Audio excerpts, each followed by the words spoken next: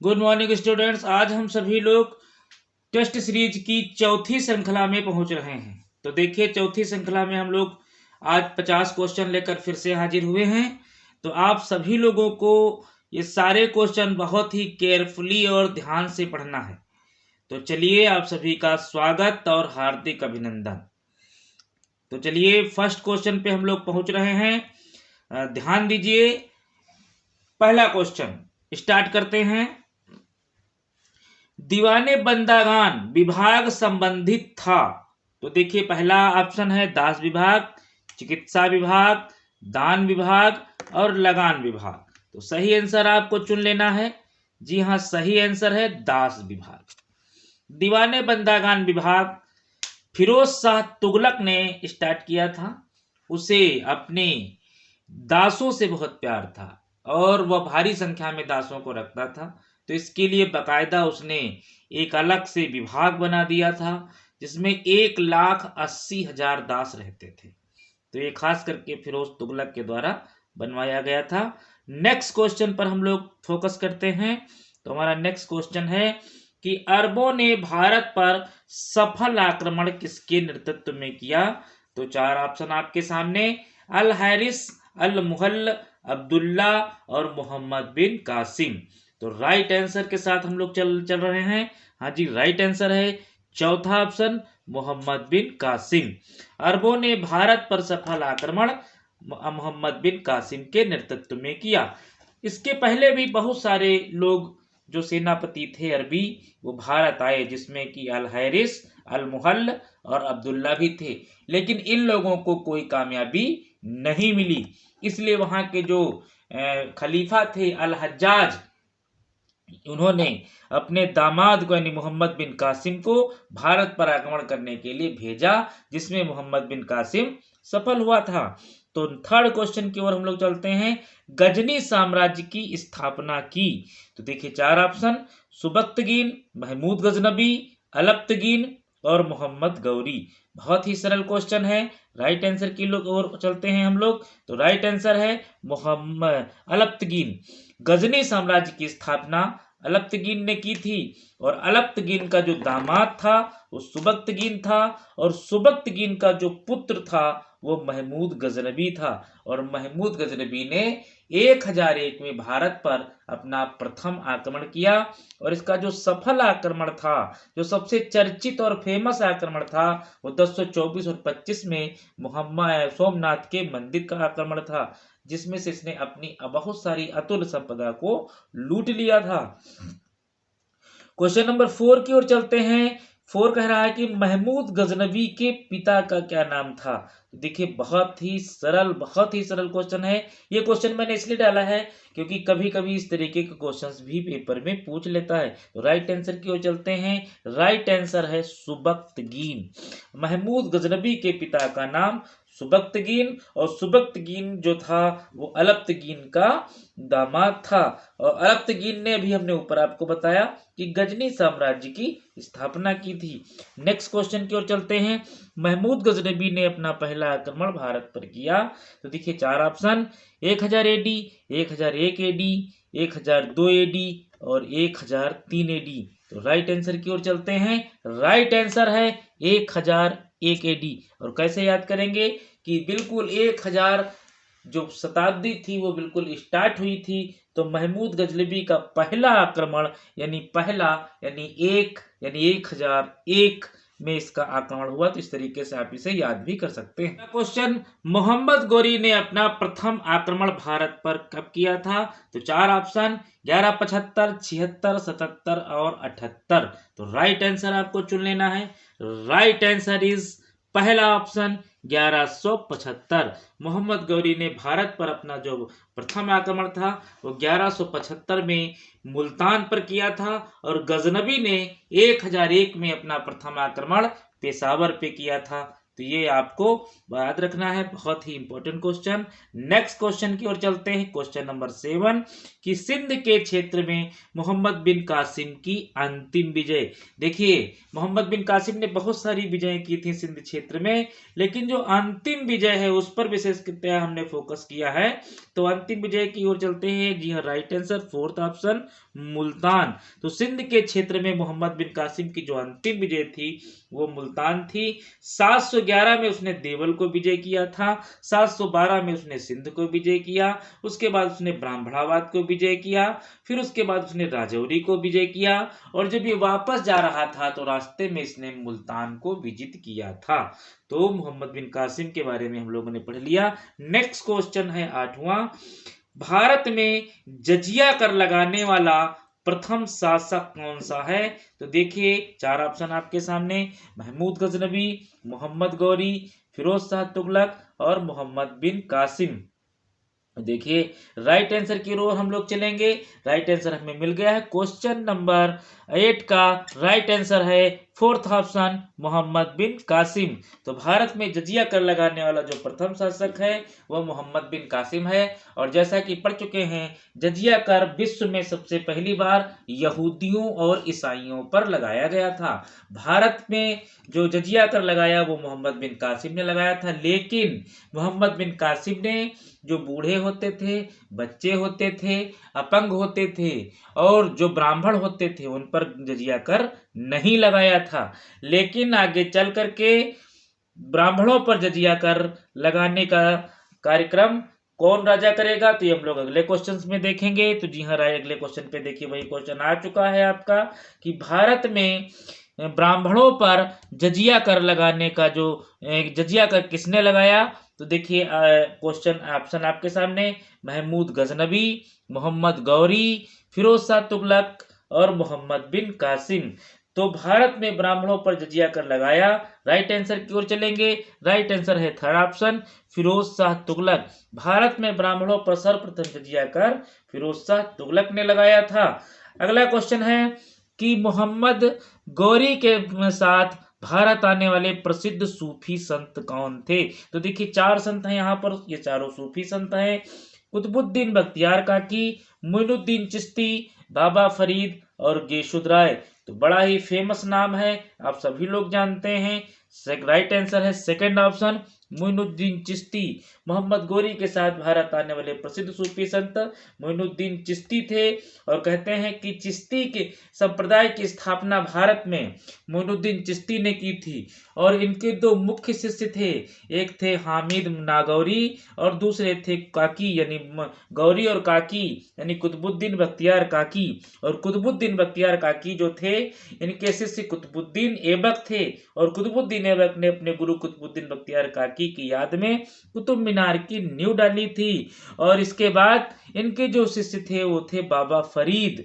तो ये बाबा फरीद कहाँ के थे? तो ये पंजाब के थे बाबा फरीद। और इन्हीं के शिष्य थे निजामुद्दीन औलिया, जिनकी दरगाह दिल्ली में है। अगला क्वेश्चन, अलबरूनी किस सुल्तान के साथ भारत आया था? तो देखिए 4 ऑप्शन, मोहम्मद गौरी, महमूद गजनबी, सुबक्तगीन और राजा ताहिर। तो अलबरूनी मोहम्मद गौरी के साथ में, अलबरूनी महमूद गजनबी के साथ में भारत आया था। तो देखिए, और अलबरूनी वह पहला व्यक्ति था जिसने वेदों का अध्ययन किया था। और अलबरूनी ने ही भारतीयों को मलेच्छ कहा था।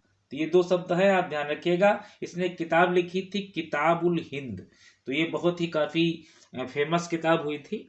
अगला क्वेश्चन है, नालंदा व विक्रमशिला विश्वविद्यालय को किसने नष्ट कर दिया था? तो देखिए 4 ऑप्शन है, ताजुद्दीन यल्दौज, कुबाचा, बख्तियार खिलजी और कुतुबुद्दीन ऐबक। तो राइट आंसर हम लोग चलेंगे। राइट आंसर है तीसरा ऑप्शन बख्तियार खिलजी। नालंदा और विक्रमशिला विश्वविद्यालय को जो है बख्तियार खिलजी ने नष्ट कर दिया था। और ये बख्तियार खिलजी, कुबाचा, ताजुद्दीन यल्दौज और कुतुबुद्दीन ऐबक, ये सभी जो थे ये मोहम्मद गौरी के गुलाम थे। और बख्तियार खिलजी, जब मोहम्मद गौरी इधर उत्तर में विजय कर रहा था तो उसी समय बख्तियार खिलजी जो था वो पूरब की ओर चला गया और बिहार होते हुए बंगाल पहुंचा, और बंगाल जीतने के बाद उसने वहां पर अचानक आक्रमण कर दिया था। तो वहां के राजा, जो अंतिम राजा जिनको कहा जाता है अंतिम हिंदू राजा, लक्ष्मण सेन, वो बंगाल छोड़कर भाग गए थे। और रास्ते में जाते समय बख्तियार खिलजी ने नालंदा और विक्रमशिला विश्वविद्यालयों में आग लगा दी थी। और कहते हैं कि वहां पर इतनी किताबें रखी हुई थी कि उनकी आग कम से कम 2 साल तक उसमें आग जलती रही थी। इतनी किताबें जो थी, साहित्यिक धरोहर थे, वो हमारे भारत के बख्तियार खिलजी द्वारा नष्ट कर दिए गए। अगला क्वेश्चन है, शाहनामा के लेखक। तो काफी प्रसिद्ध पुस्तक है। जी हाँ, 4 ऑप्शन है, फरूकी, कुतुबी, फिरदौसी और अलबरूनी। तो राइट आंसर की ओर चलेंगे हम लोग। राइट आंसर है फिरदौसी। शाहनामा के लेखक फिरदौसी हैं। और इसके अलावा हम फिरदौसी के बारे में बात करेंगे। जो फिरदौसी थे, ये रुबाइयाँ लिखते थे, रुबाइयों के लिए बहुत ही फेमस थे। तो कभी कभी पूछ लिया जाता है कि रुबाइयाँ कौन लिखता था, तो आप फिरदौसी के साथ में हो लेंगे। अगला क्वेश्चन है, बलबन को उलुग खां की उपाधि किसने प्रदान की? तो देखिए 4 ऑप्शन है, बहराम शाह, अलाउद्दीन आलम शाह, नासिरुद्दीन महमूद और रजिया। तो राइट आंसर की ओर चलेंगे। राइट आंसर है 3rd ऑप्शन, नासिरुद्दीन महमूद। क्योंकि जो नासिरुद्दीन महमूद था, वो बलबन का दामाद था, और बलबन ने अपनी पुत्री की शादी नासिरुद्दीन महमूद के साथ कर दी थी। इसीलिए नासिरुद्दीन महमूद ने बलबन को उलुग खां की उपाधि दी थी। और उलुग खां ये आपको पूरे सल्तनत काल में कई बार मिलेगा। अलाउद्दीन खिलजी ने मलिक काफूर को उलुग खां की उपाधि दी थी, और गयासुद्दीन तुगलक ने मोहम्मद बिन तुगलक को भी उलुग खां की उपाधि दी थी। तो आप ध्यान दीजिएगा कि उलुग खां की उपाधि उसे दिया जाता था जो सुल्तान को सबसे प्रिय होता था। तो जो सुल्तान होते थे, जो उनके सबसे प्रिय लोग होते थे, सुल्तान उनको उलुग खां की उपाधि दे दिया करते थे। तो देखिए, बलबन को उलुग खां की उपाधि उसी के दामाद नासिरुद्दीन मोहम्मद ने दी थी। अगला क्वेश्चन है कि गुलरुखी उपनाम से कविता कौन लिखता था? देखिए, बहुत अच्छा शब्द है गुलरुखी। तो 4 ऑप्शन है, बहलोल लोधी, सिकंदर लोधी, इब्राहिम लोधी और दौलत खां लोधी। तो राइट आंसर की ओर हम लोग जाएंगे। यह राइट आंसर है 2nd ऑप्शन, सिकंदर लोधी। तो सिकंदर लोधी जो था, लोधी वंश का सबसे पढ़ा लिखा और योग्य और विद्वान राजा था। एक दार्शनिक विचारधारा वाला राजा था, इसलिए वो गुलरुखी उपनाम से कविताएं लिखता था। और इसी के समय में लज्जत सिकंदरी, जो गान विद्या पर प्रसिद्ध पुस्तक थी, वो लिखी गई थी। और फरहंगे सिकंदरी, जो एक आयुर्वेदिक ग्रंथ था, वो भी इसी के समय में लिखा गया था। तो ये गुलरुखी उपनाम से कविता लिखने वाला जो सुल्तान था, वो सिकंदर लोधी था। अगला क्वेश्चन है, अलाउद्दीन सुल्तान बनने से पूर्व कहाँ का सूबेदार था? तो देखिए 4 ऑप्शन है, बदायूं, ग्वालियर, कड़ा मानिकपुर और बुलंदशहर। तो हम लोग राइट आंसर हमें ढूंढना है। राइट आंसर की ओर हम लोग चलते हैं। राइट आंसर है 3rd ऑप्शन, कड़ा मानिकपुर। अलाउद्दीन सुल्तान बनने से पूर्व कड़ा मानिकपुर का जो था सूबेदार था। और मैं बताना चाहूंगा कि जब जलालुद्दीन फिरोज खिलजी ने खिलजी वंश की स्थापना की, तो उस समय कड़ा मानिकपुर का जो सूबेदार था, वो मलिक छज्जू था। लेकिन मलिक छज्जू ने जलालुद्दीन फिरोज खिलजी के सम्मुख विद्रोह कर दिया, इसलिए उसको जंजीरों में पकड़ करके राजा के सामने पेश करा गया। लेकिन चूंकि जलालुद्दीन फिरोज खिलजी उदार निरंकुशवाद का समर्थक था, तो उसने मलिक छज्जू को माफ कर दिया, लेकिन उसे कड़ा मानिकपुर का दोबारा सूबेदार नहीं बनाया, और वहां पर अपने भतीजे व दामाद अलाउद्दीन खिलजी को सूबेदार बना दिया। तो देखिए, सुल्तान बनने से पूर्व अलाउद्दीन खिलजी कड़ा और मानिकपुर का सूबेदार था, जिस प्रकार से इल्तुतमिश सुल्तान बनने से पूर्व बदायूं का सूबेदार था। तो नेक्स्ट क्वेश्चन की ओर हम लोग चलेंगे। एक नया क्वेश्चन है और थोड़ा सा हट के क्वेश्चन है, नया क्वेश्चन है बिल्कुल। अमीर खुसरो का मूल नाम था? तो देखिए, ये क्वेश्चन है, मूल नाम भी कभी कभी पूछ लिए जाते हैं, इस तरीके के क्वेश्चन भी पूछे जाते हैं। तो फर्स्ट ऑप्शन है, अली गुरसत, मोहम्मद हसन, अब्दुल्ला और शमसुद्दीन। तो आंसर की तरफ आप लोगों ने गेस लगा लिया होगा। चलते हैं, राइट आंसर है 2nd ऑप्शन, मोहम्मद हसन। और आपको बताना चाहूंगा कि जो अली गुरसत है, यह अलाउद्दीन खिलजी के का मूल नाम है। आगे चलते हैं, विजयनगर राजवंश की स्थापना हुई? तो 4 ऑप्शन है, 1336, 1347, 1351 और 1367। तो राइट आंसर की ओर चलेंगे हम लोग। विजयनगर राजवंश की स्थापना, इस फर्स्ट ऑप्शन आंसर है आपका सही, 1336। तो विजयनगर राजवंश की स्थापना 1336 में हुई थी। और मैं आपको बताना चाहूँगा कि इस समय किसका पीरियड चल रहा है दिल्ली में, तो मोहम्मद बिन तुगलक का समय चल रहा है। यानी मोहम्मद बिन तुगलक के समय में सर्वाधिक विद्रोह हुए थे, यानी 34 विद्रोह हुए थे। तो 34 विद्रोह में 2 विद्रोह जो थे वो बहुत ही इंपॉर्टेंट थे, जिसमें विजयनगर साम्राज्य का विद्रोह और बहमनी साम्राज्य का विद्रोह, ये दोनों दक्षिण के राज्य थे और मोहम्मद बिन तुगलक के समय में स्वतंत्र होकर एक बड़े शक्तिशाली साम्राज्य के रूप में उभरे। अगला क्वेश्चन है विजयनगर राजवंश की स्थापना की। तो देखिए 4 ऑप्शन, कृष्णदेवराय, हरिहर बुक्का, हसन गंगू और देवराय प्रथम। तो राइट आंसर आपको ढूंढना है। राइट आंसर हमें मिल गया है, जी हाँ, सेकंड ऑप्शन हरिहर और बुक्का। तो विजयनगर राजवंश की स्थापना हरिहर और बुक्का ने की थी। अगला क्वेश्चन, विजयनगर राज्य का सबसे प्रतापी शासक। तो देखिए 4 ऑप्शन है, कृष्णदेवराय, हरिहर व बुक्का, हसन गंगू और देवराज प्रथम। तो विजयनगर राज्य का जो सबसे प्रतापी शासक था वो कृष्णदेवराय था। ये तुलु वंश से रिलेटेड संबंधित था। और जब बाबर ने अपनी आत्मकथा बाबरनामा लिखी तो उसमें इसने लिखा है कि दक्षिण में अगर कोई शक्तिशाली राजा है तो कृष्णदेवराय है। यानी बाबर ने अपनी आत्मकथा में कृष्णदेवराय का वर्णन किया है। अगला क्वेश्चन है हरिहर व बुक्का किस वंश से संबंधित थे। तो देखिए 4 वंश हैं, संगम, सुलु, तुलु और अराविडू। तो देखिए इन 4 वंशों में हम लोग को हरिहर और बुक्का किस वंश से संबंधित हैं यह हमें ज्ञात करना है। तो हम लोग राइट आंसर की ओर चलेंगे। राइट आंसर है पहला ऑप्शन संगम वंश। ध्यान रखिएगा, हरिहर और बुक्का इन्होंने विजयनगर साम्राज्य की स्थापना की थी और वहां विजयनगर साम्राज्य में 4 वंश चले थे, संगम, सुलु, तुलु और अराविडू। तो हरिहर और बुक्का ने जिस वंश की स्थापना की थी यह संगम वंश की स्थापना की थी। नेक्स्ट क्वेश्चन, कृष्णदेवराय किस वंश से संबंधित थे। देखिए बहुत अच्छा क्वेश्चन है, अभी हमने आपको पीछे को बताया था कि 4 वंश देखिए आपके सामने है, संगम, सुलु, तुलु और अराविडू। तो राइट आंसर की ओर चलेंगे। तो देखिए राइट आंसर इसका है तुलु वंश। कृष्णदेवराय तुलु वंश से रिलेटेड थे, ये सुलु वंश के बाद स्टार्ट हुआ था। और देखिए कृष्णदेवराय जो थे विजयनगर राज्य के सबसे प्रतापी राजा हुए थे। इनके समय में विजयनगर राज्य ने बहुत ज्यादा सर्वाधिक उन्नति की और बाबर ने अपनी आत्मकथा में कृष्णदेवराय का वर्णन भी किया है, जिक्र भी किया है। तो अगला क्वेश्चन है कि बहमनी वंश की स्थापना किसने की थी। तो देखिए 4 ऑप्शन, कृष्णदेवराय, हरिहर बुक्का, देवराय प्रथम और हसन गंगू। तो देखिए राइट आंसर की ओर चलेंगे हम लोग। राइट आंसर है हसन गंगू। इसी हसन गंगू को अलाउद्दीन बहमन शाह भी कहा जाता है। अगला क्वेश्चन है दीवाने इंसा विभाग संबंधित था। तो देखिए 4 ऑप्शन आपके सामने, पत्र व्यवहार, विदेश विभाग, दान विभाग, दास विभाग। तो देखिए राइट आंसर आपको जो है चुन लेना है। तो देखिए सही आंसर है, सही आंसर आपने चुन लिया होगा। फर्स्ट आंसर आपका जो है सही है। चलते हैं, टिक कर देते हैं। जी हाँ, पत्र व्यवहार, दीवाने इंसाफ पत्र व्यवहार से संबंधित था। ठीक है। अगला क्वेश्चन है सद्र सुदूर संबंधित होता था। तो देखिए 4 ऑप्शन आपके सामने हैं, धर्म विभाग, गुप्तचर विभाग, गृह विभाग और दान विभाग। तो देखिए राइट आंसर है आपका।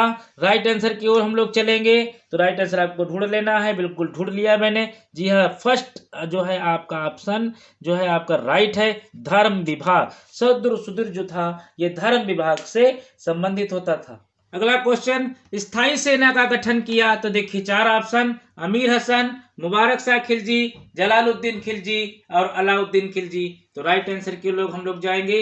राइट आंसर है अलाउद्दीन खिलजी। स्थायी सेना का गठन अलाउद्दीन खिलजी ने किया था, क्योंकि ये विश्व विजय करना चाहता था और इसने सिकंदर द्वितीय सानी की उपाधि भी ग्रहण की थी। लेकिन सेना के लिए पहली बार अगर कोई विभाग बनाएगा तो दीवाने अर्ज के नाम से बलबन बनाएगा। लेकिन एक क्वेश्चन और बनता है कि सल्तनत काल में सैन्य व्यवस्था की शुरुआत कौन करेगा। तो आप इल्तुतमिश के साथ में जाएंगे कि सैन्य व्यवस्था की शुरुआत इल्तुतमिश करेगा, लेकिन स्थायी सेना का गठन अलाउद्दीन खिलजी के द्वारा किया जाएगा। अगला क्वेश्चन, काजी उल कुजात का क्या कार्य होता था? तो 4 ऑप्शन है, धर्म संबंधी कार्य, न्यायिक संबंधी कार्य, पत्र व्यवहार और शाही लेख लिखना। तो राइट आंसर के लोग हम लोग जाएंगे, राइट आंसर है न्यायिक कार्य करना, यानी काजी उल कुजात जो है वो न्याय संबंधी कार्य करता था, और जो सद्र सुदूर होता था वो धर्म संबंधी न्याय के कार्य करता था। तो दोनों में थोड़ा सा डिफरेंस है, थोड़ा सा ध्यान रखिएगा। अगला क्वेश्चन है, घोड़ों पर दाग लगाने की प्रथा की शुरुआत किसने की? तो देखिए, बलबन, मुबारक शाह खिलजी, अलाउद्दीन खिलजी और जलालुद्दीन खिलजी। तो घोड़ों पर दाग लगाने की प्रथा की शुरुआत अलाउद्दीन खिलजी ने की थी। क्यों की थी उसने घोड़ों पर दाग लगाने की प्रथा की शुरुआत? क्योंकि बहुत सारे ऐसे लोग होते थे जो घोड़ा लेकर सेना में आ जाते थे, वो एक दूसरे बटालियन के हो जाते थे, तो उनको पहचानने में बड़ी दिक्कत होती थी, और वो एक घोड़े के बदले एक से अधिक वेतन भी प्राप्त कर लिया करते थे। तो इसी कंफ्यूजन को दूर करने के लिए अलाउद्दीन खिलजी ने घोड़ों पर दाग लगाने की प्रथा की शुरुआत की थी। अगला क्वेश्चन, बरीद मुमालिक संबंधित होता था। तो बरीद मुमालिक जो है, बरीद मुमालिक देखिए 4 ऑप्शन है, न्याय विभाग, धर्म विभाग, गुप्तचर विभाग और शाही पत्राचार विभाग। तो राइट आंसर की ओर चलना है हम लोगों को।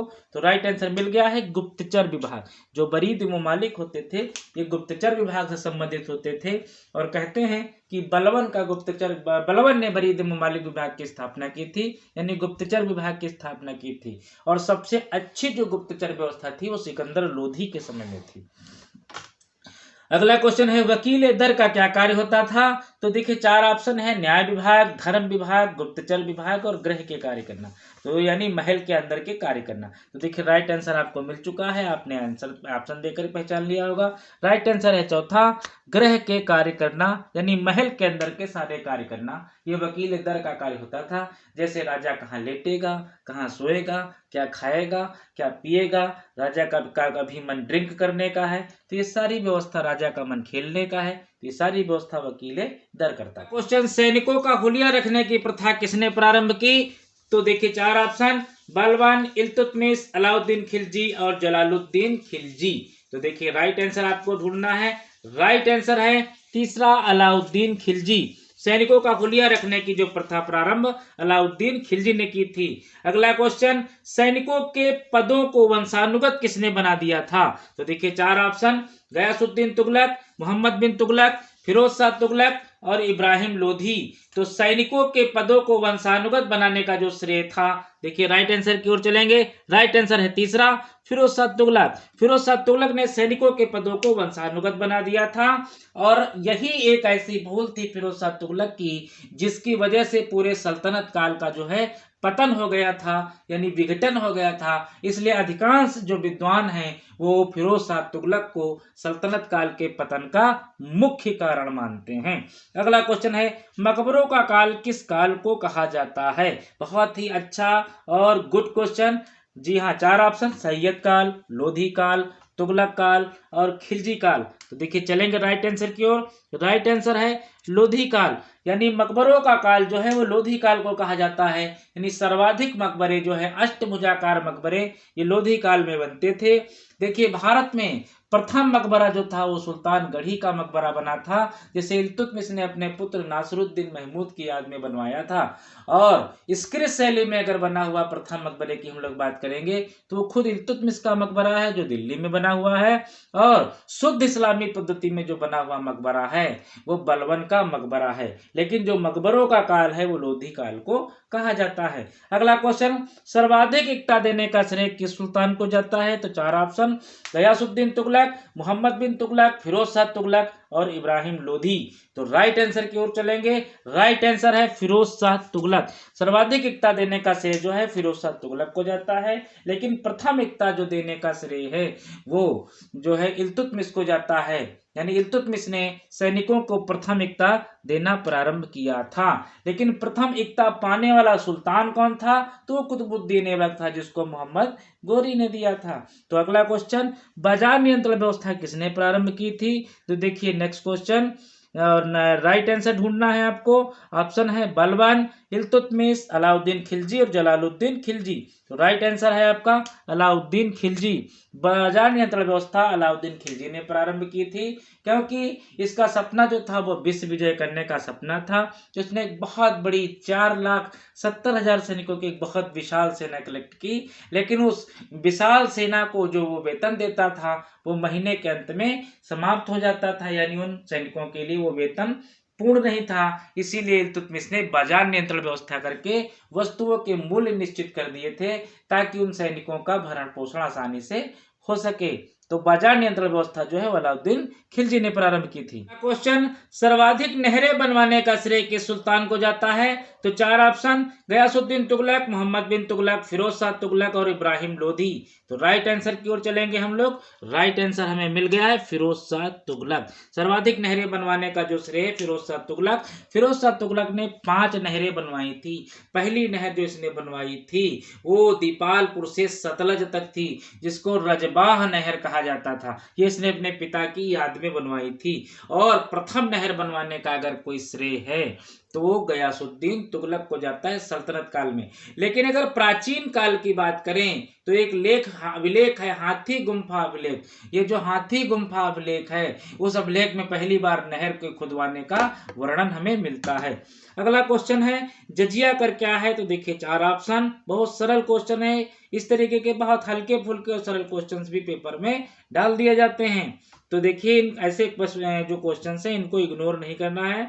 देखिए एक ऑप्शन है कृषि कर, धार्मिक कर, यात्रा कर या लूट कर। तो बहुत ही सरल क्वेश्चन है, आप उत्तर तो समझ गए होंगे। सेकंड ऑप्शन है धार्मिक कर। जजिया कर जो होता था ये धार्मिक कर होता था, ये हिंदुओं से लिया जाता था। और ये जो जजिया कर होता था ये 48 दिरहम, 24 दिरहम और 12 दिरहम के रूप में लिया जाता था। अगला क्वेश्चन है, खतौली का युद्ध कब हुआ था? तो देखिए 1515 एडी, 1516 एडी, 1517 एडी और 1518 एडी। तो राइट आंसर आपको ढूंढना है। राइट आंसर है 1517 एडी। खतौली का जो युद्ध है इब्राहिम लोधी और राणा सांगा के मध्य में हुआ था। और कहते हैं कि इस युद्ध में राणा सांगा की जीत हुई थी, लेकिन इस युद्ध में राणा सांगा का दाहिना हाथ कट गया था, तो वह जीत कर भी हार गया। अगला क्वेश्चन है, पानीपत का प्रथम युद्ध हुआ। बहुत ही फेमस और सरल क्वेश्चन, 1521, 23, 26, 29। तो ऑप्शन आप समझ गए होंगे। राइट आंसर है थर्ड 1526, यानी पानीपत का प्रथम युद्ध जो था वो 1526 को हुआ था। पानीपत के मैदान में बाबर और इब्राहिम लोधी दोनों की सेनाएं 21 अप्रैल 1526 को पहुंच गई, लेकिन यह युद्ध 26 अप्रैल 1526 को हुआ। और कहते हैं कि यह युद्ध सुबह शुरू हुआ था और 1 बजे तक यह युद्ध समाप्त हो गया था, यानी इसका जो है डिसीजन आ चुका था और इब्राहिम लोधी युद्ध क्षेत्र में मारा गया। तो पहला सल्तनत काल का सुल्तान था जो युद्ध क्षेत्र में मारा गया था। अगला क्वेश्चन, पानीपत के प्रथम युद्ध का प्रत्यक्षदर्शी कौन था? तो देखिए पंडित काशीराज, गुरु गोविंद सिंह, डॉक्टर अनिल तिवारी, गुरु नानक देव। तो राइट आंसर के साथ हम लोग जाएंगे। राइट आंसर है गुरु नानक देव। पानीपत के प्रथम युद्ध का जो प्रत्यक्षदर्शी गुरु नानक देव थे। और इसी के साथ में जो पानीपत का जो तृतीय युद्ध होगा उसमें भी एक ऑप्शन है जिसमें प्रत्यक्षदर्शी होंगे, तो ऑप्शन आपको ढूंढना है, या मैंने आपको होमवर्क में दिया है। आगे बढ़ते हैं नेक्स्ट क्वेश्चन की ओर। बहलोली सिक्के किसने चलाए थे? तो देखिए 4 ऑप्शन, बहलोल लोधी, इब्राहिम लोधी, सिकंदर लोधी और दौलत खां लोधी। तो नाम से ही स्पष्ट है, बहुत ज्यादा क्वेश्चन आंसर आपको ढूंढने की जरूरत नहीं है। बहलोली सिक्के मतलब बहलोल लोधी ने चलाए थे। और ये सिक्के लोधी काल में तो चलेंगे ही, जब मुगल काल आ जाएगा तो अकबर के समय तक ये सिक्के चलेंगे। अकबर जब आएगा तो इन सिक्कों को बदलेगा और अपने जलाली नाम के नए सिक्के चलाएगा। अगला क्वेश्चन है कि सल्तनत काल में सर्वाधिक लंबा समय व्यतीत करने वाला सुल्तान। तो देखिए ये क्वेश्चन बहुत अच्छा है, चुन करके मैंने इसे डाला है। और जैसा कि आपको पता है कि सल्तनत काल में जो सर्वाधिक लंबा समय था वो तुगलक वंश का था, अगर वंश की बात करेंगे। और जो सबसे लंबा समय था वो आपको आंसर ढूंढना है। तो राइट आंसर है बहलोल लोधी। सुल्तनत काल में सर्वाधिक लंबा समय व्यतीत करने वाला सुल्तान बहलोल लोधी था। इसने 38 वर्षों तक शासन किया। इतना शासन किसी भी सल्तनत काल के सुल्तान ने नहीं किया है। अगला क्वेश्चन है सैयद वंश का संस्थापक। तो देखिए 4 ऑप्शन है, खिज्र खां, मुबारक शाह, मोहम्मद शाह और आलम शाह। तो राइट आंसर की ओर चलना है। मैंने आपको एक ट्रिक बताई थी, वो आपको याद करनी है कि मुबारक हो, खिज्र भाई मुबारक हो, मोहम्मद को आलम हुआ है। तो खिज्र खां जो था इस वंश का संस्थापक था। तो राइट आंसर हमें मिल चुका है। देखिए अगला क्वेश्चन है सैयद वंश का अंतिम शासक। तो फिर वही चार ऑप्शन, खिज्र खां, मुबारक शाह, मोहम्मद शाह और आलम शाह। तो उसी ट्रिक के साथ में जाएंगे, खिज्र भाई मुबारक हो, मोहम्मद को आलम हुआ है, यानी जो अंतिम शासक है वो आलम शाह है। तो इस प्रकार सैयद वंश का जो अंतिम शासक आलम शाह, राइट आंसर चौथा है। अगला क्वेश्चन है लोधी वंश का संस्थापक। तो लोधी वंश का संस्थापक देखिए चार ऑप्शन, बहलोल लोधी, सिकंदर लोधी, इब्राहिम लोधी, दौलत खां लोधी। तो राइट आंसर है बहलोल लोधी। तो लोधी वंश का संस्थापक जो था वो बहलोल लोधी था।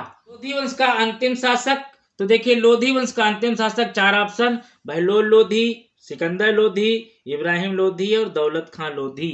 तो अंतिम ऑप्शन आपको पता चल चुका होगा। थर्ड आंसर, थर्ड जो ऑप्शन है सही है, इब्राहिम लोधी। और यही वह सुल्तान था जो पानीपत के प्रथम युद्ध में रण क्षेत्र में मारा गया और इसी के साथ लोधी वंश का पतन हो गया और भारत में मुगल वंश प्रारंभ हो गया। अगला क्वेश्चन है तुगलक वंश का संस्थापक। तो चार ऑप्शन, गयासुद्दीन तुगलक, मोहम्मद बिन तुगलक, फिरोज शाह तुगलक, नासिरुद्दीन तुगलक। तो राइट आंसर के साथ जाना है आपको। राइट आंसर है पहला ऑप्शन, गयासुद्दीन तुगलक। और ये वही राजा था जिसने पहली बार प्रथम नहर यानी या कुआं बनवाने का जो है श्रेय इसको दिया जाता है। तुगलकाबाद नगर की इसने स्थापना की थी और वहीं पर इसका मकबरा बना हुआ है। इसके निजामुद्दीन औलिया से मतभेद हो गए थे, तो निजामुद्दीन औलिया ने गयासुद्दीन तुगलक के बारे में कहा था, हुजूर दिल्ली अमी अस्त, हुनुज दिल्ली अमी अस्त, यानी हुजूर दिल्ली अभी दूर है। अगला क्वेश्चन, सैयद वंश प्रारंभ हुआ। तो 1414, 1421, 1434, 1451, चार ऑप्शन आपके सामने। जी हाँ, सैयद वंश के बारे में मैंने भी एक ट्रिक बताई थी, खिज्र भाई मुबारक हो, मोहम्मद को आलम हुआ है। तो खिज्र खां जो है प्रथम शासक थे, आलम शाह अंतिम शासक थे और इस वंश का प्रारंभ हुआ है। Right answer 1414। तो इसके साथ में हम लोग जाएंगे, सैयद वंश समाप्त हुआ। तो देखिए चार ऑप्शन आपके सामने हैं, 1414, 1421, 1434, 1451। तो ट्रिक आपको भूलना नहीं है, खिज्र भाई मुबारक हो, मोहम्मद को आलम हुआ है। तो इसका समाप्त हुआ 1451, यानी सैयद वंश 1451 में समाप्त हुआ। अगला क्वेश्चन है फुतुहात फिरोजशाही किसकी आत्मकथा थी।